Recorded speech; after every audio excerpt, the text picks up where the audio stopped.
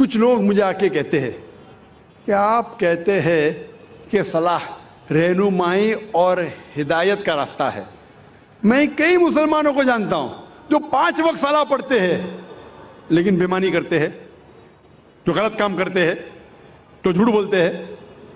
تو آپ جو کہتے ہیں صلاح رہنمائی اور ہدایت کا راستہ، بالکل غلط ہے. میں تسلیم کرتا ہوں کہ میں بھی جانتا ہوں ہے کئی مسلمان جو 5 وقت کی نماز پڑھتے ہیں لیکن جھوٹ بولتے ہیں، 5 وقت کی نماز پڑھتے ہیں لیکن غلط کام کرتے ہیں، 5 وقت کی نماز پڑھتے ہیں لیکن رشوت دیتے ہیں. اس کا مطلب یہ نہیں کہ قرآن مجید غلط ہے، نعوذ باللہ. اللہ تعالیٰ قرآن مجید میں فرماتے ہیں سورہ مومنون میں سورہ نمبر 23 آیت نمبر 1 اور 2 میں کہ وہ مومن فلاح پاتے ہیں جو نماز خشوع کے ساتھ پڑھتے ہیں. وہ مومن فلاح پاتے ہیں جو نماز خشوع کے ساتھ پڑھتے ہیں. یہاں اللہ تعالیٰ یہ نہیں کہتا ہے جو نماز پڑھتے ہیں وہ ہدایت پاتے ہیں. یہاں اللہ تعالیٰ فرماتے وہ مومن فلاح پاتے ہیں جو نماز خشوع کے ساتھ پڑھتے. اگر کوئی مسلمان خشوع کے ساتھ نماز پڑھا تو انشاءاللہ وہ کبھی بھی جھوٹ نہیں بولے گا، وہ کبھی بھی چوری نہیں کرے گا، وہ کبھی بھی رشوت نہیں دے گا. تو یہ لوگ جو نماز پڑھ رہے ہیں خشوع کے ساتھ نہیں پڑھ رہے ہیں، صحیح طریقے سے نماز نہیں پڑھ رہے، اسی لیے ہدایت نہیں پاتے. اگر آپ صحیح طریقے سے نماز پڑھیں گے تو انشاءاللہ خشوع کے ساتھ پڑھیں گے تو ہدایت بے شک پائیں گے.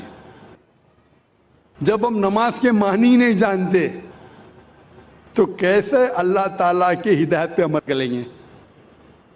میں آپ کو ایک چٹکلا سناتا ہوں.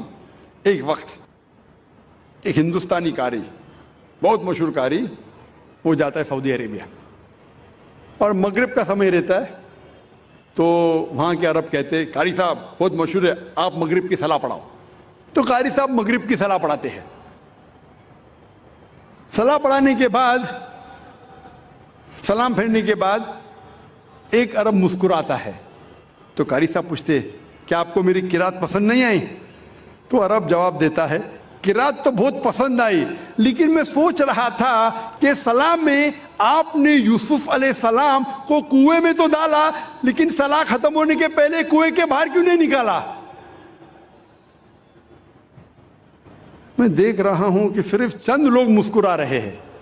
یہ جو لوگ مسکرا رہے ہیں وہ لوگ قرآن مجید کو ترجمے سے پڑھ چکے ہیں. جو لوگ کو یہ چٹکلا سمجھ میں نہیں آیا وہ لوگ قرآن مجید شاید ترجمے سے نہیں پڑھے، یا ہو سکتا ہے پڑھے لیکن کچھ چیزیں بھول چکے ہیں.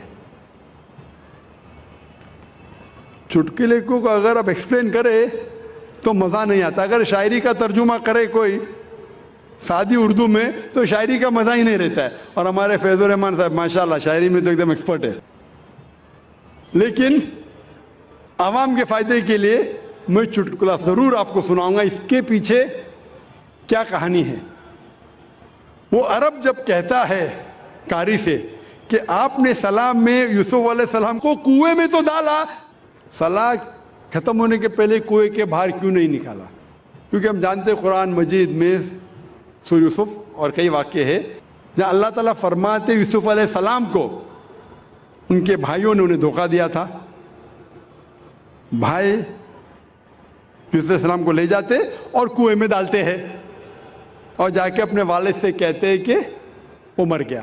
اس درمیان ایک کارواں آتا ہے اور دیکھتا ہے کہ یوسف علیہ السلام کنویں میں کھائی میں گرے ہوئے ہیں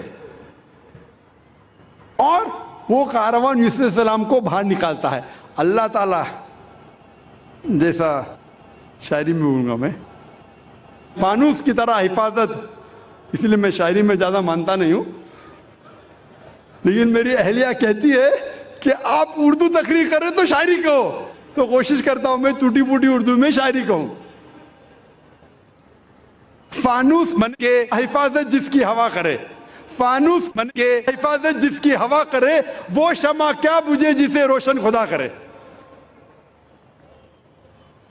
لیکن جو لچک قرآن کے آیتوں میں ہے، ساری شاعر کو آپ اکٹھا کریں گے جتنے شاعر کی آپ عزت کرتے ہیں، تعریف کرتے، سارے شاعر کو اکٹھا کریں گے، ایک قرآن کی آیت پیدا نہیں کر سکیں گے۔ یہ اللہ تعالیٰ کا چیلنج ہے۔ سورہ بقرہ میں سورہ نمبر 2 آیت نمبر 23 اور 24 میں، میں شیخ فیض الرحمان کے خلاف نہیں ہوں اور ان سے معذرت چاہتا ہوں، وہ کوآرڈینیٹر ہے۔ اللہ تعالیٰ کہتے ہیں سورہ بقرہ سورہ نمبر 2 آیت نمبر 23 اور 24 میں، وَإِن كُنتُمْ فِي رَيْبٍ مِّمَّا نَزَّلْنَا عَلَىٰ عَبْدِنَا، اگر آپ کو شک ہے کہ ہم نے جو چیز نازل کی ہے ہمارے بندے پہ، فَأْتُوا بِسُورَةٍ مِّن مِّثْلِهِ، آپ ایک قرآن جیسی سورہ لے آؤ، مِن مِّثْلِهِ، قریب، ہو بہو نہیں، وَادْعُوا شُهَدَاءَكُم مِّن دُونِ اللَّهِ إِن كُنتُمْ صَادِقِينَ، اور اپنے مددگار کو بلاؤ اللہ کے علاوہ جو بھی آپ کے پاس ہے، اگر آپ سچے ہیں۔ فَإِن لَّمْ تَفْعَلُوا، اور اگر آپ نہیں کر پائیں گے، فَإِن لَّمْ تَفْعَلُوا وَلَن تَفْعَلُوا، اور آپ بے شک نہیں کر پائیں گے، فَاتَّقُوا النَّارَ الَّتِي وَقُودُهَا النَّاسُ وَالْحِجَارَةُ أُعِدَّتْ لِلْكَافِرِينَ، تو آپ تیار ہو اس آگ کے لیے جس کا ایندھن آدمی اور پتھر ہے۔ تو جو عربی زبان میں ماہر تو نہیں، جانتا تو نہیں ہوں، لیکن عربی زبان جو قرآن میں جو ہے، سارے شاعر کو آپ اکٹھا کریں گے، قرآن کی ایک آیت کے قریب نہیں آ سکیں گے، وہ بہو تو چھوڑیے۔ لیکن پھر بھی کیونکہ میں اردو زبان میں تقریر کر رہا ہوں تو کوشش کرتا ہوں ٹوٹی پھوٹی زبان میں، اور ماشاءاللہ میری اہلیہ میری مدد کرتی ہے۔